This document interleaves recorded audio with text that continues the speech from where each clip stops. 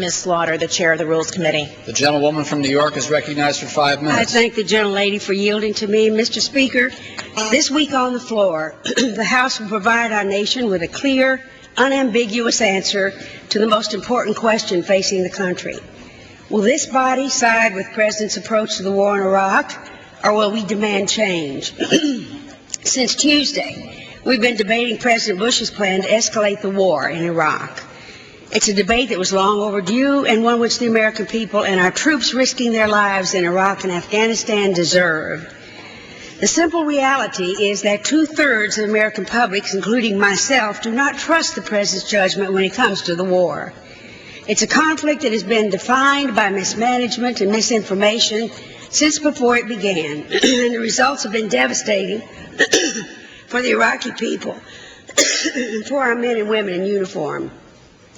We know that top administration officials, men like Douglas Feith, abuse the public trust and misuse the work of the intelligence community while making the case for the war. Since then, every piece of evidence suggests that the strategy employed by this administration has failed in Iraq. Sectarian strife in Iraq is not abated, with routine bombings that kill dozens of civilians daily. The unemployment rate in Iraq is as high as 25% and 40%. Baghdad has only a few hours of electricity per day. Our troops have continued to pay the price for being caught in the middle of another nation's civil war. 84 troops were killed last month. 48 more have been killed already this month. At the same time, Mr. Speaker, corruption, fraud, and lack of oversight have haunted every aspect of our involvement in Iraq.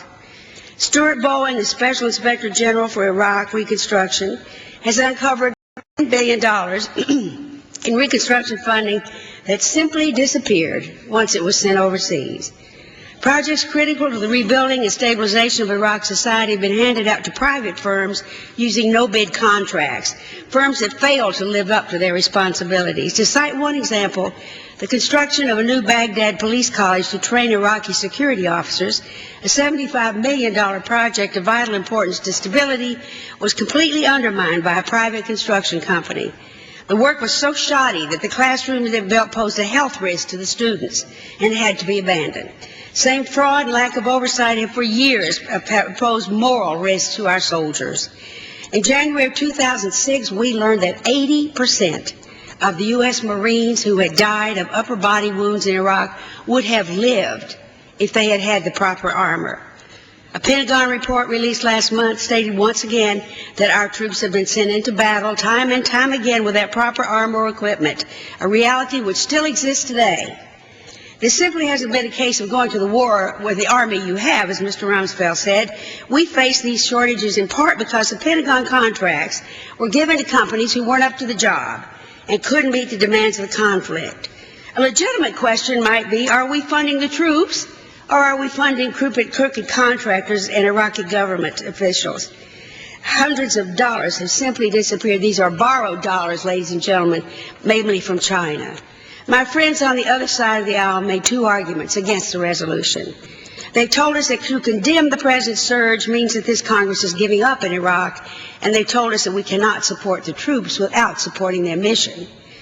Our troops have done their job in Iraq, and they risked their lives countless times, but now they're being asked to do something that no army can do: find a military solution to a political problem.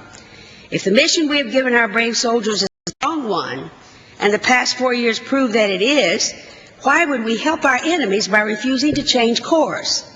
If that mission is the wrong one, how is supporting the mission that is wrong supporting the troops?